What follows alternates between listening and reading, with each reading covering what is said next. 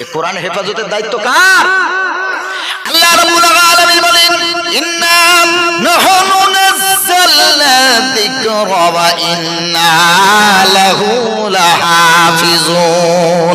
আল্লাহ রাব্বুল আলামিন বলেন এই কোরআন আমি আল্লাহ নাযিল করেছি, আমি আল্লাহই কোরআন অবতীর্ণ করেছি এবং এই কোরআনের হেফাজতের দায়িত্ব আমি আল্লাহ আমার কাঁধে তুলে নিয়েছি। আল্লাহ রাব্বুল আলামিন আবার বলেন ইউরিদুনা লিইউতফিউ নূরাল্লাহি বিআফওয়াহিহিম ওয়াল্লাহু মুতিম্মু নূরিহি ওয়ালাউ কারিহাল কাফিরুন। আল্লাহ রাব্বুল আলামিন বলেন আমার কোরআনের আলোকে যদি কেউ ষড়যন্ত্র করে তার মুখের ফুৎকার দিয়ে যদি কোরআনের আলোকে নিভিয়ে দিতে চায়, আল্লাহ বলে শুনে নাও মুসলমান, ভেঙে পড়বে না, চিন্তিত হবে না গো মুসলমান, কারণ আমি আল্লাহ মুতিম্মু নূরিহি কোরআনের এই আলোটাকে আমি আল্লাহ পরিপূর্ণতা দান করেছি।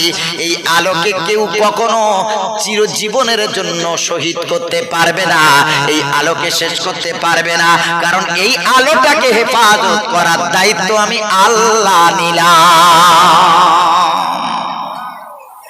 কিয়ামত পর্যন্ত কোরআন দুনিয়াতে থাকবেই থাকবে, সুবহানাল্লাহ।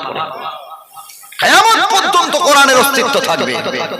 চেষ্টা করছে তারা, করেছে, বর্তমানেও চেষ্টা করছে কোরআন কি করে দুনিয়া থেকে শেষ করে দেওয়া যায়, এরপরেও তারা চেষ্টা করবে। আল্লাহ এই জন্য বলেছেন ইউরিদুনা, তারা চাইছে এবং চাইবে, তারা চেয়েছে, চাইছে এবং চাইবে, কিন্তু তারপরেও আল্লাহ তাআলা বলেন এই কোরআন দুনিয়া থেকে মিটে যাবে না। জোরে বলেন সুবহানাল্লাহ।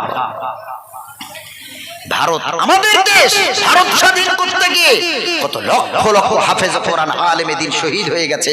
আপনি তো সেই ইতিহাস পড়েননি, তো আপনি দেশ বিরোধীর বিরুদ্ধে কেন কথা বলবেন না? আপনি ইসলাম বিদ্বেষী কেন হবেন না? কারণ আমাদের যে ইতিহাস আছে যে কতগুলো মুসলমান ভারতের জন্য শহীদ হয়ে গেছে, আপনি শুধু ওই কি বলে ক্ষুদিরামের কথাটা মনে রেখেছেন,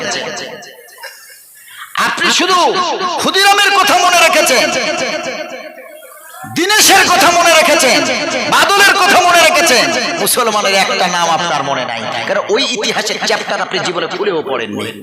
অথচ হাজার হাজার না লক্ষ লক্ষ মুসলমানেরা তারা দেশের জন্য প্রাণটা শহীদ করে দিয়েছে। জোরে বলেন সুবহানাল্লাহ। ইতিহাস পড়ে।